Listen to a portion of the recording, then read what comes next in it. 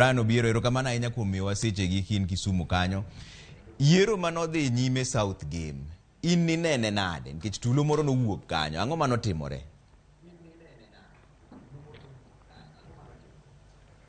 Yiero ma South Game nochako maber kendo gi kwe makende, to japiny bende noikre mar go ombulu kendo ne gichiewo chon kabisa. Koro kochopo gimoro saa 3 nawuok dala ka koro aluoro polling stations mondo ane kaka yiero dhi mbele gi turnout kaka ne chal. Sama aluoro nakuongo gi Odendo polling station mabe nayudo ka turnout ne tin kabisa, to nawuok ka dhi nyaka Uthanya. Sama nan Uthanya, agent mara nogwela bonyisa ni nitie double cab manobiro kanyo ma en KBQ 202U, double cab ma rachar Nissan, ni buogo ji kendo nyiso ji ni ok owinjre yier ng'ama ok japati. Mano chieng' yiero no. Koro kana kao report no, ta ago sim ne OCS apimo ne gima timre, ta dhi e station machielo ma en Dhene. Sama nan Dhene kanyo, na ayudo ni sama ne en Dhene kanyo, to nowachre ni koro kanyo pok gichope, kanyo arita kwe ber. Koro ka an kanyo kasewuok e polling station kadonje ei mtoka, to double cab nogono achiel nogono ochako luwa.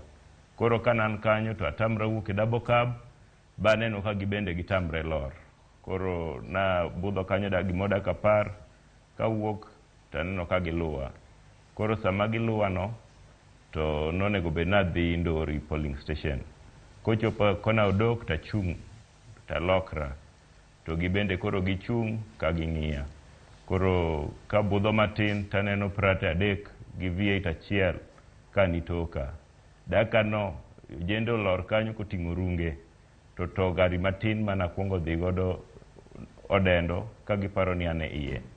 Nok ging'e ni aidho gari mopogre. Koro bang'e ka girealize ni ane gari mopogre, to gibiro ni gidwa lora. Tawuok ang'iso driver mondo riemb matek wadhi. Koro samo riembo to aneno ka gari dhi matek, to aneno ka jogo pod ni kodwa kabisa. Bagi wege chariyo mane nitoka gimakre gi mara. Koro kachopo kono nyinyre, tawacho ni ma koro arie kodgi nyaka Luanda e polling station. Nwa temo matek mane ok gikadhowa, mana ni gituomowa.